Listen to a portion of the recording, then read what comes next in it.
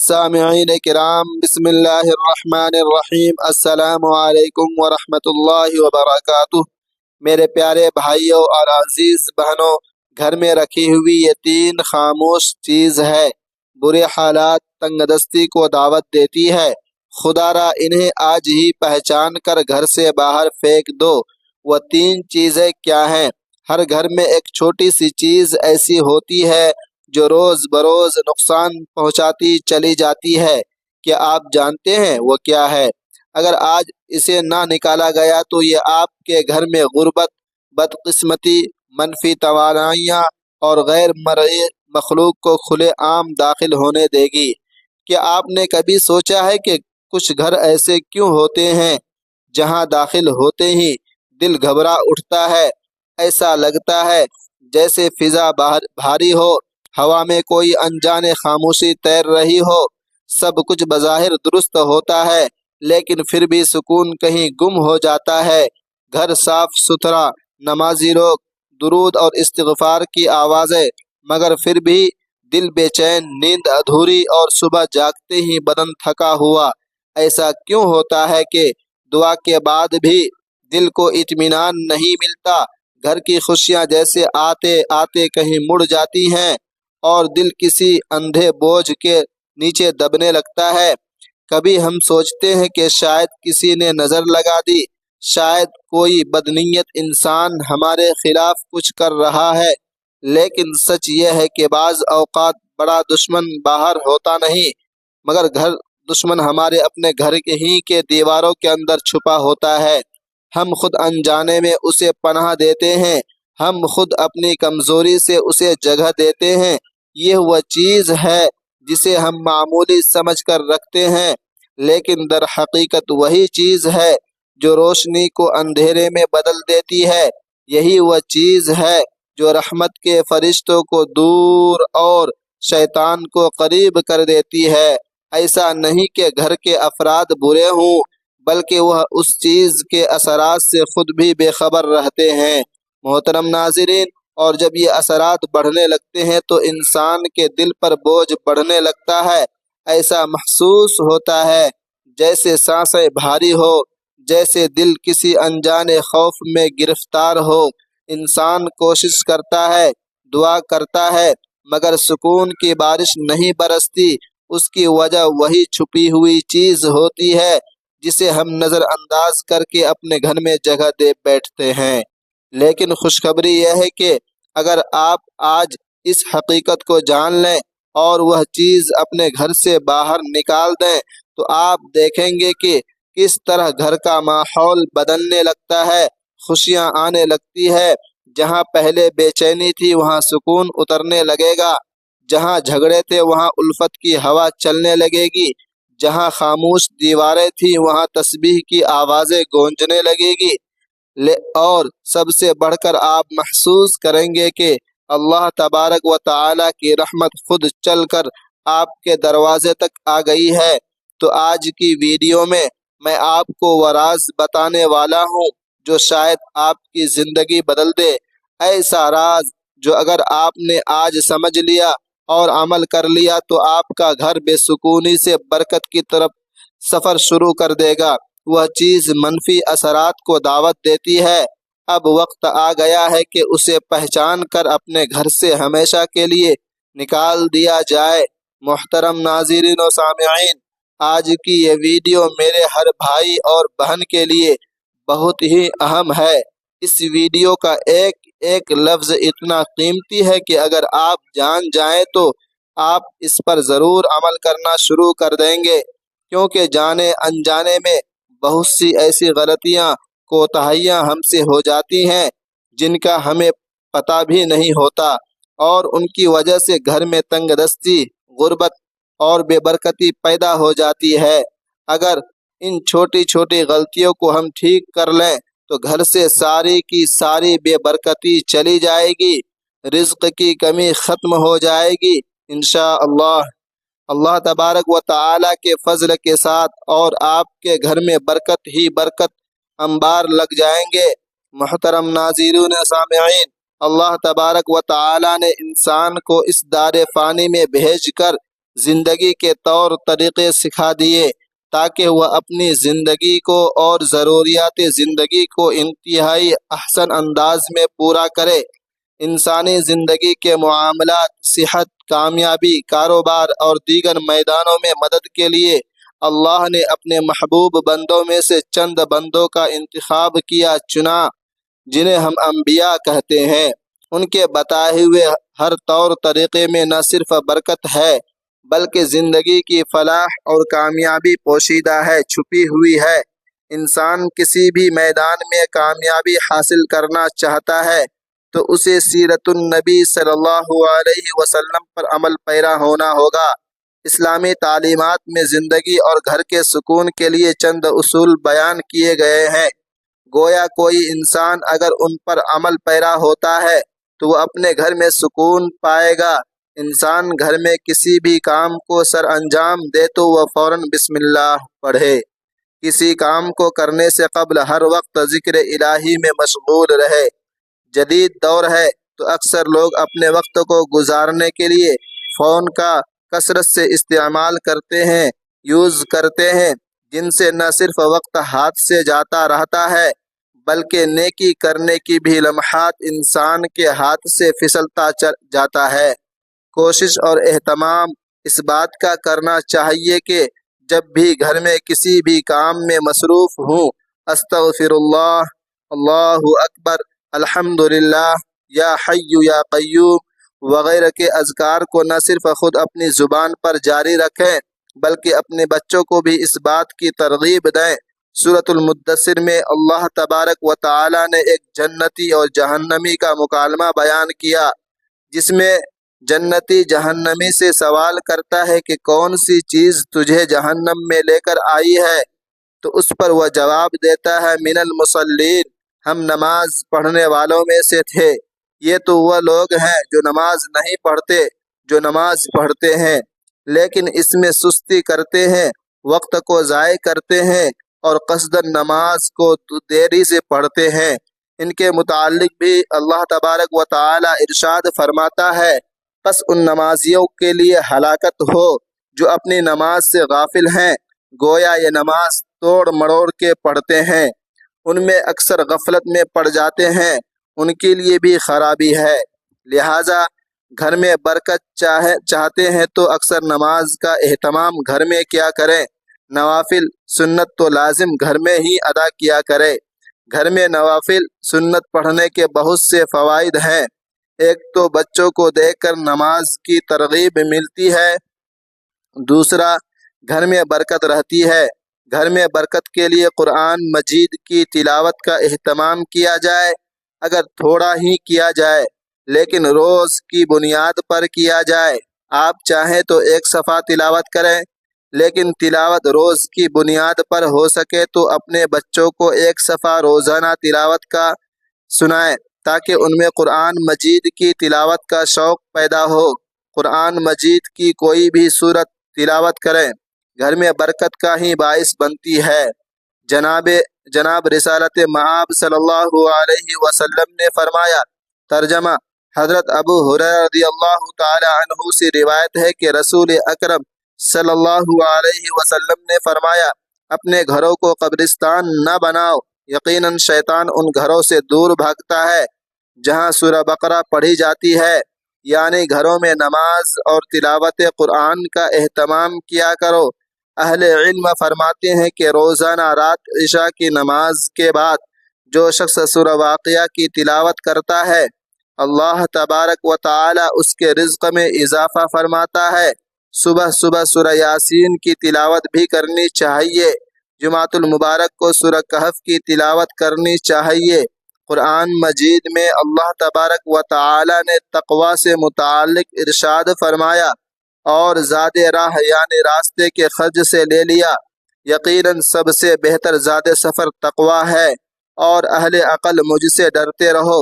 پھر ارشاد ہوا، یقیناً اللہ تبارک و تعالی کے نزدیک تم میں سب سے زیادہ عزت والا وہ ہے جو سب سے زیادہ پرہیزگار ہے۔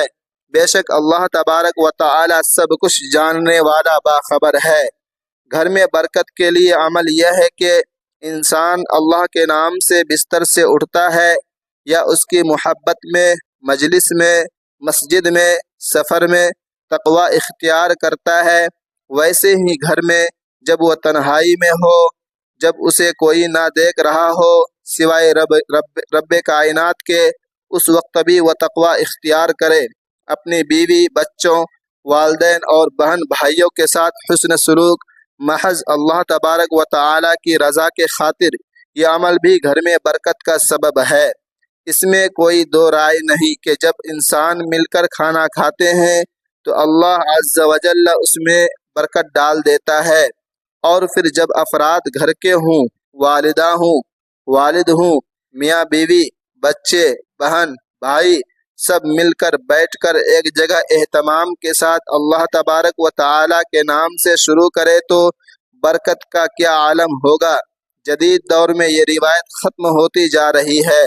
اب اگر کوئی اپنے کمرے میں بیٹھا ہے تو وہاں ہی کھانا کھائے گا، اگر کوئی اسٹڈی روم میں ہے تو وہ وہی کھانا کا اہتمام کرے گا، والدین الگ بیٹھ کر کھا رہے ہوتے ہیں۔ ایسا کرنا برکت کو ختم کرنے کے مترادف ہے۔ جناب رسالت مآب صلی اللہ علیہ وسلم نے فرمایا، اللہ تبارک و تعالی کے ہاں سب سے پیارا کھانا وہ ہے جس پر ہاتھوں کی کثرت ہو، یعنی جہاں لوگ زیادہ ہوں گے۔ آپ نے ارشاد فرمایا، صحابہ نے عرض کیا، یا رسول اللہ صلی اللہ علیہ وسلم، ہم کھاتے ہیں مگر سیر نہیں ہوتے، تو فرمایا شاید تم الگ الگ ہو کر کھاتے ہو۔ صحابہ نے جواب دیا، ہاں۔ فرمایا اپنے کھانے پر اکٹھے ہو جاؤ اور اس پر اللہ کا نام لو، اس میں تمہارے لیے برکت ڈال دی جائے گی۔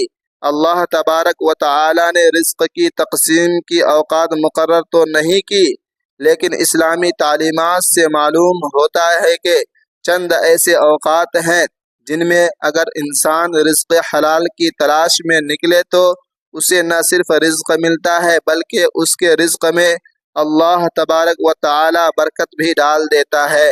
ہماری تہذیب و ثقافت کا یہ حصہ رہا ہے کہ ہمارے بڑے صبح جلدی اٹھ جاتے تھے، فجر کی نماز ادا کرنے کے بعد تلاوت قرآن کرتے اور پھر رزق حلال کی تلاش میں نکل پڑتے تھے، یہاں تک کہ وہ شام کو واپس لوٹ آتے تھے اور عشاء کی نماز کے بعد سو جاتے تھے۔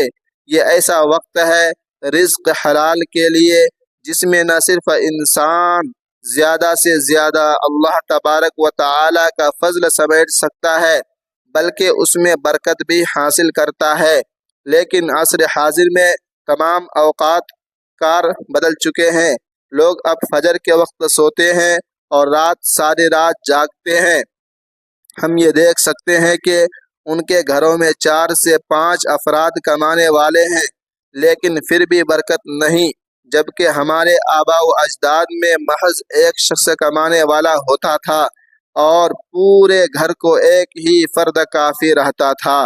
لہٰذا اگر آج ہم چاہتے ہیں کہ ہمارے گھروں میں اور رزق میں برکت ہو تو صبح جلدی اٹھنے کی عادت ڈالیں اور رات کو جلدی سونے کی عادت ڈالیں۔ اللہ تبارک و تعالی پر توکل کرنا جیسا کہ اس کا حق ہے۔ توکل اللہ عزیز الحکیم، جو کوئی اللہ پر توکل کرتا ہے تو اللہ اس کے جملہ امور کا کفیل ہو جاتا ہے۔ بے شک اللہ بہت غالب، بڑی حکمت والا ہے۔ محترم ناظرین و سامعین، ایک مزدور صبح سے شام تک دھوپ میں پسینے سے شرابور ہو کر مزدوری کرتا ہے، اینٹیں اٹھاتا ہے، ریت ڈھونڈتا ہے۔ شام کے وقت جب سورج ڈھلتا ہے تو اپنی مزدوری جیب میں ڈال کر گھر کا رخ کرتا ہے۔ وہ اس کی محنت کا نچوڑ ہوتا ہے۔ وہ سکون سے بچوں کے لیے کھانے پینے کی چیزیں لاتا، کبھی گھر کے لیے آٹا، کبھی بچوں کے لیے دودھ، مگر اس کے باوجود اس کی زندگی میں ایک عجیب سی اداسی، ایک مایوسی بسی ہوتی تھی، نہ خوشی کا احساس، نہ اطمینان کا لمحہ، جیسے اس کے گھر کی دیواروں نے سکون سے دشمنی لے لی۔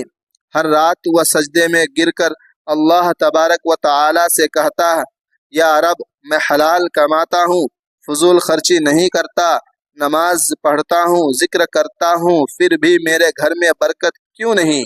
مگر جواب خاموشی کے سوا کچھ نہیں ملتا، کچھ نہیں ہوتا۔ دل بے چین رہتا اور تنگ دستی جیسے اس کے دروازے سے چمٹ گئی ہو۔ آخر ایک دن اس نے گاؤں کے ایک بڑے بزرگ سے ملاقات کی۔ مزدور نے ان کے سامنے اپنا دکھ رکھا، سنایا، آنکھوں میں نمی لیے بولا، بابا جی، میں حلال کماتا ہوں، حلال کھاتا ہوں، مگر پھر بھی میرا گھر بے سکونی کا گہوارہ ہے، خوشی جیسے میرے گھر سے روٹھ گئی ہے۔ بزرگ مسکراتے ہوئے اور نہایت ادب سے بولے، بیٹا، آج کے دن کی مزدوری سے تم نے کوئی چیز نہیں خریدنی، 2 کلو مٹھائی لینا ہے اور میرے پاس لانا، میں اس پر کچھ دم کروں گا۔ جب شام کو گھر پہنچو تو دروازے پر رکھ کر اپنے کان لگا کر سننا کہ تمہارے گھر کے اندر سے کیا آواز آتی ہے۔ تمہارے گھر میں رکھی ایک چیز تمہاری تنگ دستی اور بے سکونی کے حال کا راز کھول دے گی۔ مزدور نے تعجب سے دیکھا، پوچھا، مگر چپ کر لیا۔ دن بھر کی محنت کے بعد شام ڈھلے اس نے 2 کلو مٹھائی خریدی۔ جیسے ہی اس نے اپنے گھر میں قدم رکھا تو 3 چیزیں گھر میں تنگ دستی، بے سکونی کو دعوت دے رہی تھی۔ پہلی چیز، جب دیواروں پر شکر کے بجائے ناشکری ہو۔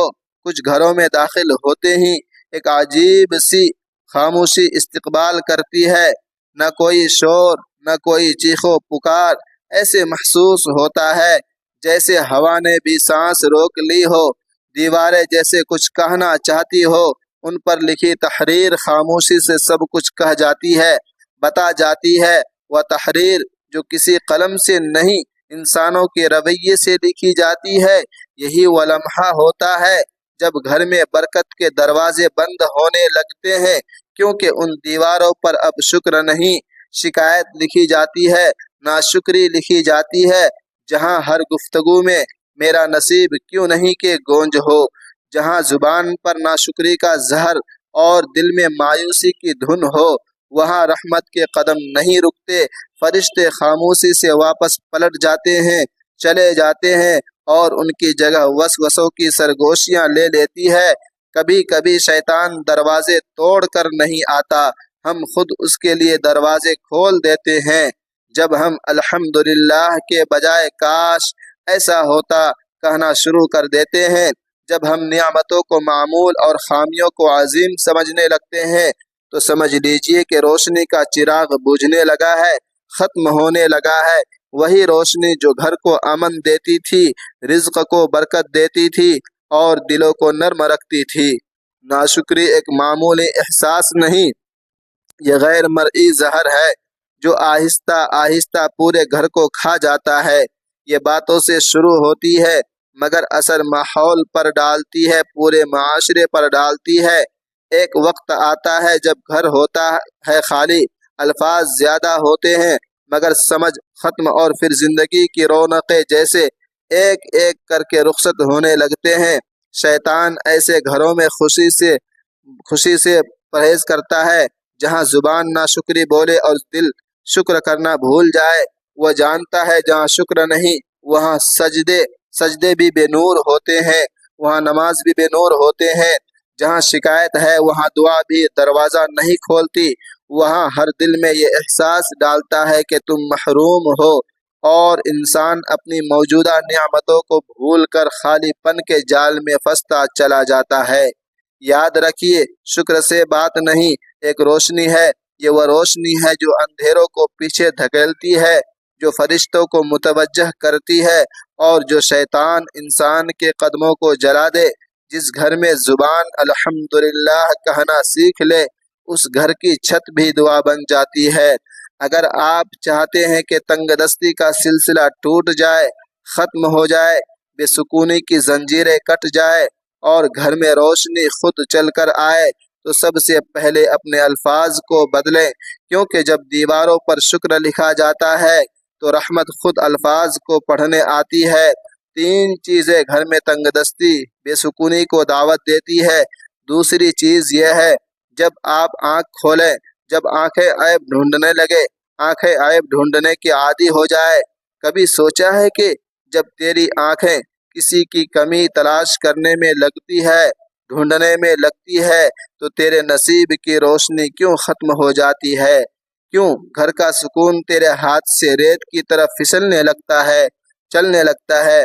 کیونکہ ہر چیز ہونے کے باوجود دل خالی، روح بوجھل اور فضا بیرون لگتی ہے، اس لیے کہ وہ آنکھ جو محبت کے لیے پیدا ہوئی تھی اب تنقید کا ہتھیار بن چکی ہے، وہ نگاہ جو رحمت کے منظر دیکھنے والی تھی اب صرف اور صرف دوسروں کی عیب تلاش کرتی ہے، ڈھونڈنے لگتی ہے۔ اور جان لیں، جس گھر میں عیب ڈھونڈنے والے بستے ہیں وہاں برکت نہیں رکتی، وہاں شیطان اپنا ٹھکانہ بناتا ہے۔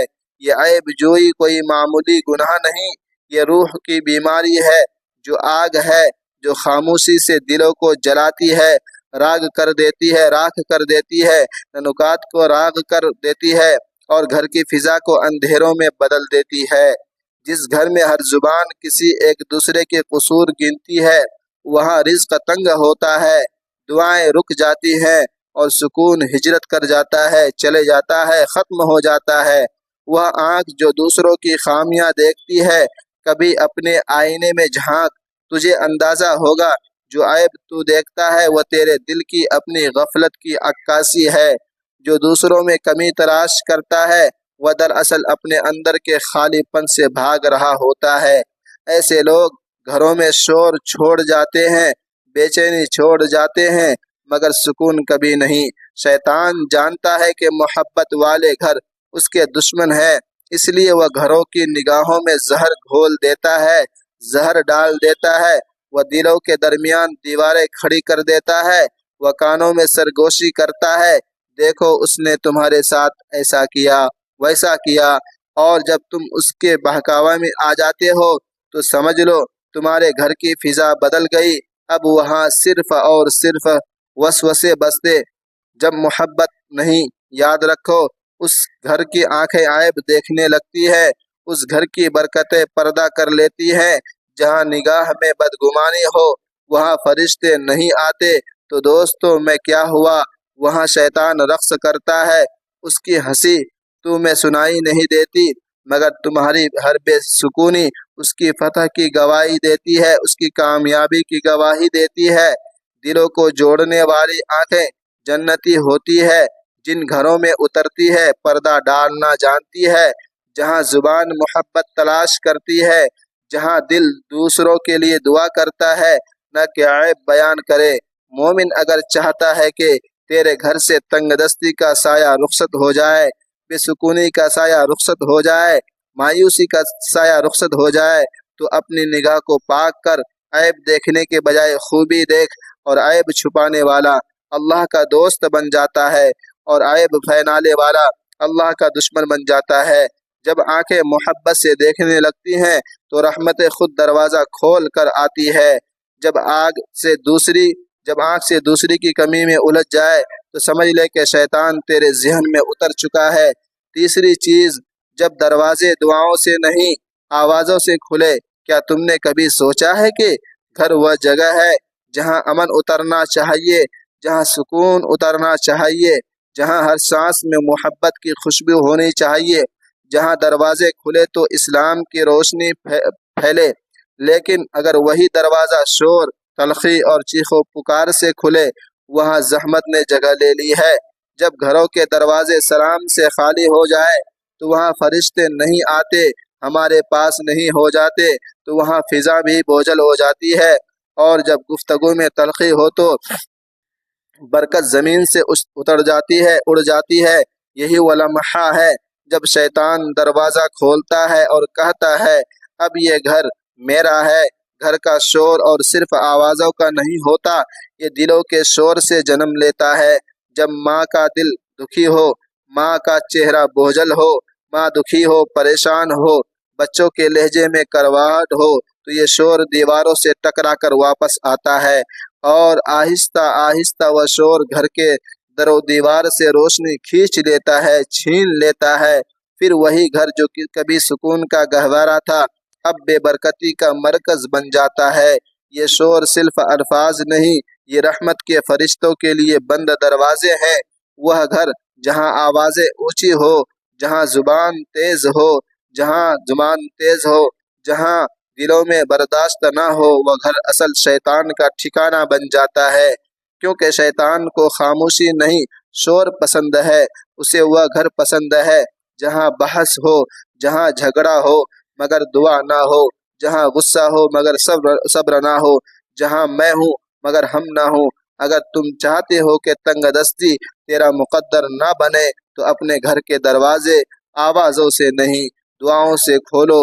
سلام کو اپنے دہلیز کا پہلا لفظ بناؤ، درود کو اپنے دروازے کا پہرہ دار بناؤ، استغفار کو اپنے دروازے کا پہرہ دار بناؤ۔ جب زبان سے سلام نکلتا ہے تو فرشتے جواب دیتے ہیں، لیکن جو زبان سے شور نکلتا ہے تو رحمت کے دروازے بند ہو جاتے ہیں۔ ہر گھر میں رزق، برکت اور محبت اس وقت اترتی ہے جب اس گھر کا پہلا کلمہ سلام ہو۔ ناظرین، اللہ تبارک و تعالی سے دعا ہے کہ اللہ تبارک و تعالی نیکی کی بات کو سننے، سمجھنے اور اس پر عمل کرنے کی توفیق عطا فرمائے۔ میرا سننا اور آپ کا سننا اپنی بارگاہ الہی میں قبول و منظور فرمائے اور ہمارا خاتمہ ایمان پر فرمائے، آمین یا رب العالمین۔ ناظرین، ویڈیو اچھی لگی ہو تو ویڈیو کو لائک کریں، دوستوں میں شیئر کریں، چینل کو سبسکرائب کریں اور کمنٹ باکس میں اللہ تبارک و تعالی کے 99 ناموں میں سے ایک نام ضرور ٹائپ کریں۔ اگلی ویڈیو تک کے لیے اجازت دیجیے، اللہ حافظ، اور اللہ تبارک و تعالی تمام امت مسلمہ کو اپنے حفظ و امان میں رکھے، آمین ثم